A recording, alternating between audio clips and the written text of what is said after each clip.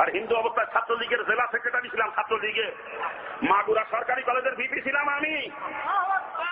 ছাত্রলীগের প্যানেল থেকে কলেজের ভিপি নির্বাচিত হয়েছিলাম। আজকে যদি আওয়ামী লীগ করতাম আজকে এমপি না, আজকে আমি মিনিস্টার হতাম। এত দাপট ছিল আমার দলের মধ্যে, জানেন আপনারা? আমার নাম শুনলেও মানুষ ভয় পাইছে, এত বড় ক্যাডার ছিলাম আমি ছাত্রলীগের।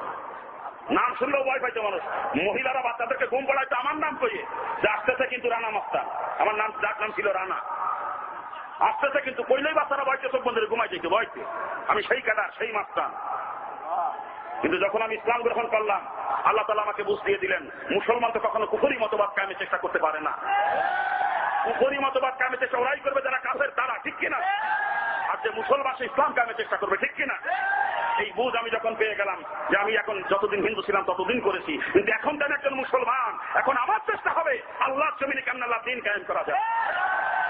এই বুঝ আমি যখনই পেয়ে গেলাম সঙ্গে সঙ্গে ছাত্রলীগের জেলা সেক্রেটারির দায়িত্বে ইস্তফা দিয়ে তওবা করে ফিরে চলে আসলাম কোরআনের ছায়ার নিচে।